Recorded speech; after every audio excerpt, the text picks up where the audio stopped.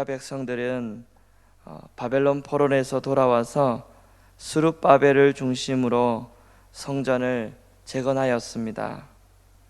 그러나 예루살렘 성벽은 여전히 허물어져 있는 상태입니다. 성전이 재건되고 약 70년 만에 느헤미야라는 인물이 돌아와서 느헤미야를 중심으로 성벽을 재건합니다. 하지만 이 백성들의 신앙과 삶은 전혀 재건되지 않았습니다. 그들이 포로로 돌아온 지 약 한 100년이 지날 쯤에 전혀 새롭지 않았습니다.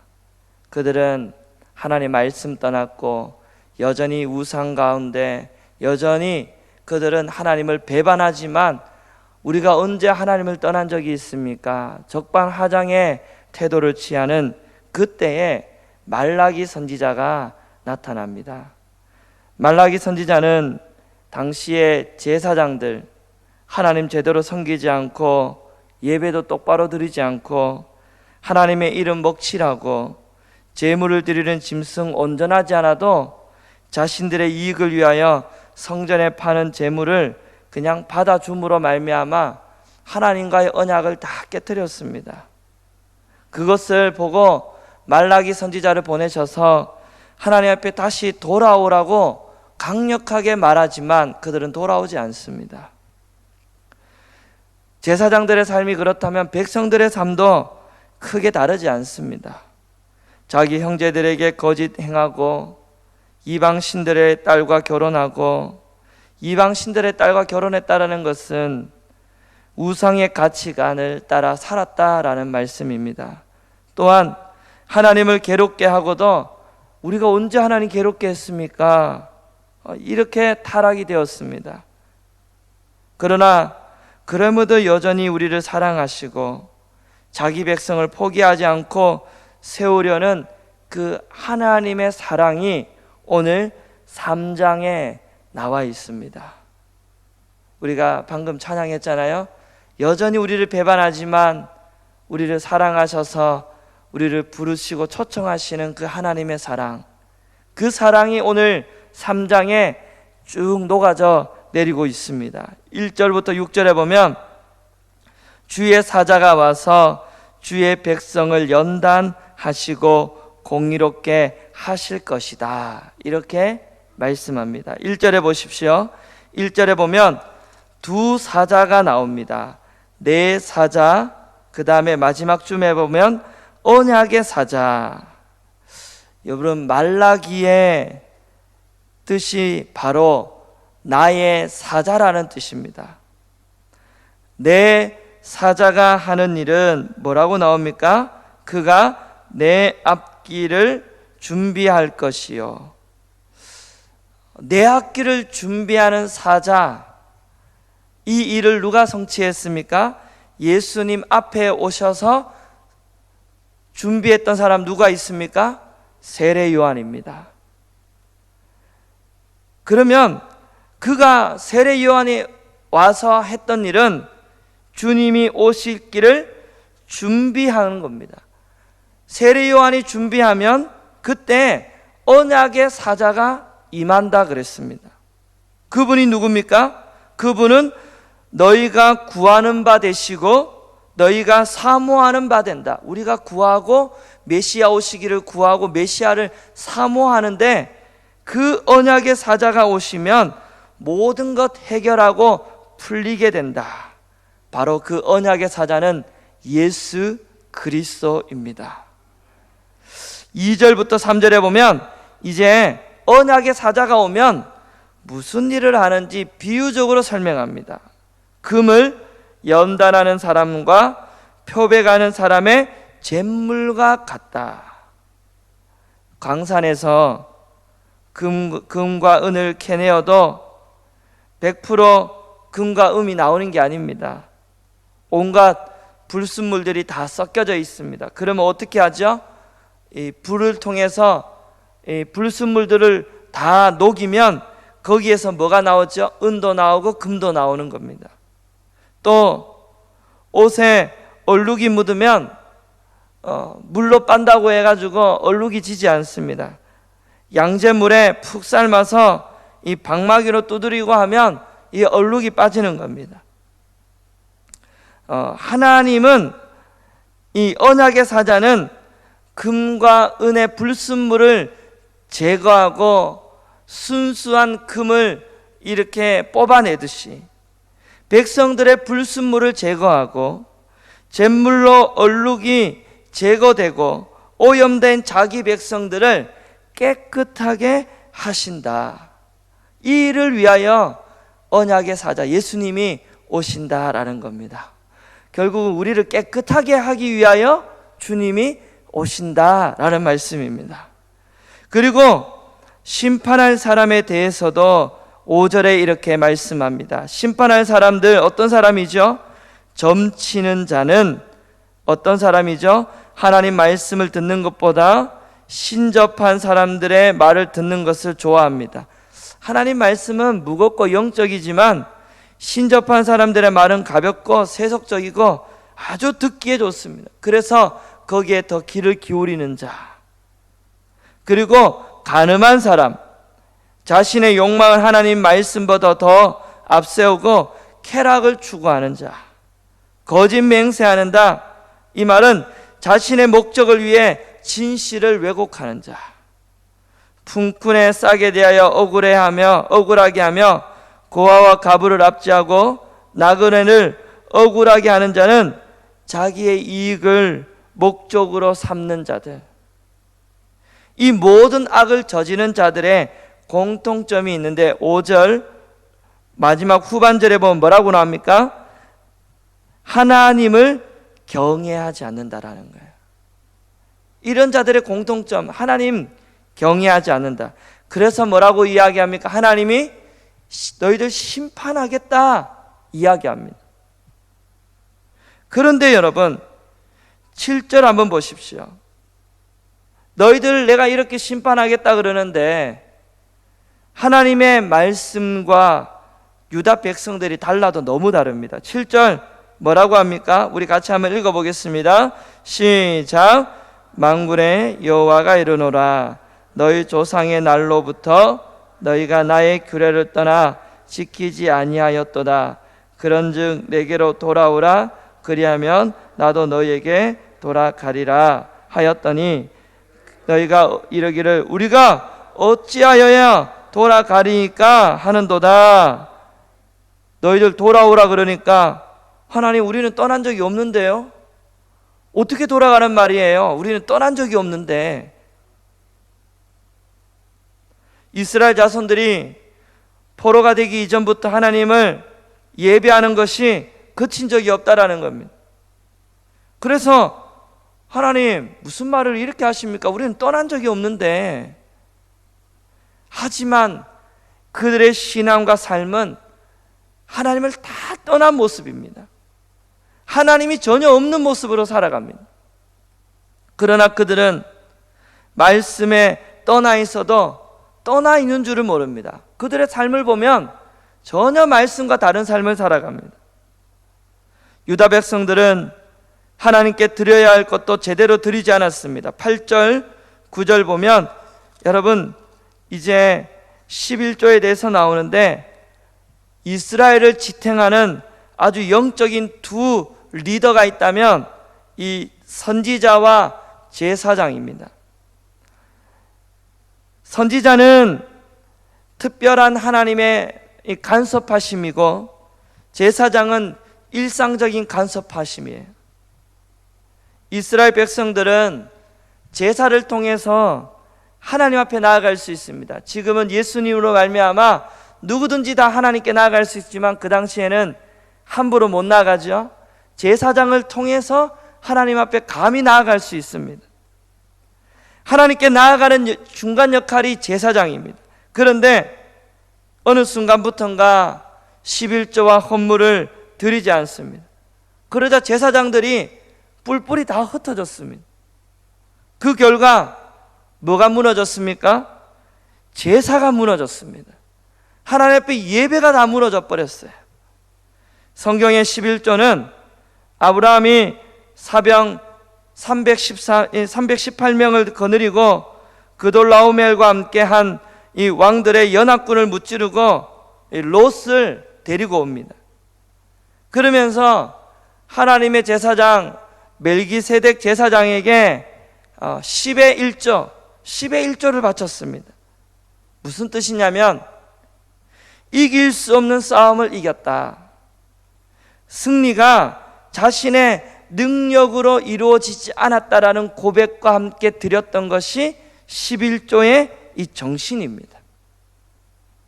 11조는 내 힘과 내 능력으로 살 수 없는데 하나님께서 살게 해주셨다라는 고백이 이 11조예요. 그런데 유다 백성들이 11조를 드리지 않았다라는 것은 무슨 말입니까? 이는 하나님의 도움으로 우리는 살지 않았고 내 능력으로도 이렇게 잘 삽니다 하나님, 괜찮아요 하나님. 그래서 내 능력껏 내가 벌어서 내가 잘 사는데 왜 하나님께 뭘 드려야 됩니까? 내 힘으로 이렇게 다 모든 걸 이렇게 잘 살았는데. 그래서 하나님께서 뭐라 그럽니까? 나의 것을 너희들이 도둑질했다. 10절 보겠습니다. 우리 10절 같이 한번 읽어보겠습니다. 시작.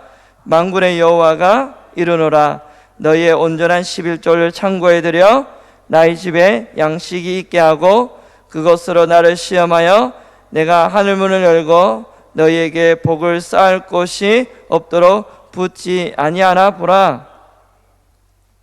하나님은 여러분 재물이 탐나셔서 곡식이 탐나셔서 11조 바치라는 분 아니에요. 그것을 바침이 그들에게 더 큰 복이 되기 때문입니다. 토지소산의 결실이 있고 포도나무의 열매가 탐스럽게 열림은 하나님이 메뚜기를 막아주셨기 때문이에요. 막아주지 않으면 결실할 수 없습니다. 우리가 가지고 있는 것, 누리고 있는 것 전부 하나님이 주신 겁니다. 허락해 주신 것입니다. 아멘입니까? 예. 이것을 인정하지 않으면 하나님 뭐라고 그럽니까? 도둑질했다라는 거예요. 그러나 이것을 하나님이 주셨다 인정하고 하나님께 드리는 것이 11조의 정신이에요. 내 힘과 내 고집대로 살아갔기 때문에 그들은 하나님이 도둑질하였다라는 겁니다. 우리 13절부터 이제 18절까지인데 하나님을 대적하는 사람과 하나님을 경외하는 사람에게 이 완전히 나눠진 모습이 13절부터 나옵니다. 우리 13절 14절에 보면 유다 백성들은 완악하는 말로 하나님을 대적하고 하나님의 마음을 아프게 합니다. 여러분 처음에는 그래도 양심이 살아 있었어요.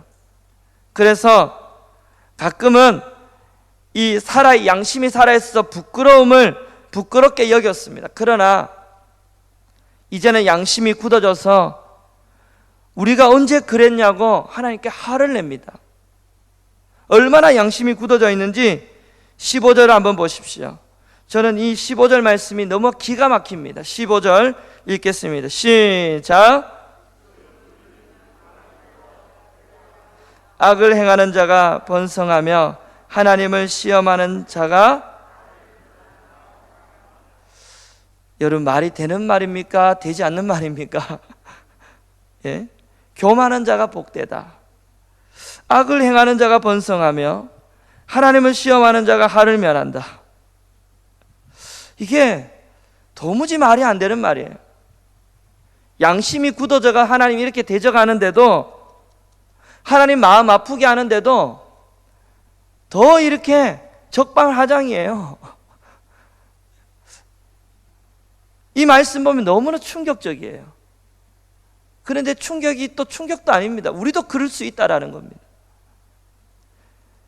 그러나 여러분 16절부터 18절에 보면 하나님 대적하는 사람이 있는 반면에 이제는 하나님을 잘 경외하고 하나님을 존중히 여기는 사람도 있습니다. 그런 사람은 뭐라고 하죠? 16절 마지막에 보면 여호와 앞에 있는 기념책에 하나님이 기록할 것이다. 내 기록하겠다라고 말씀합니다.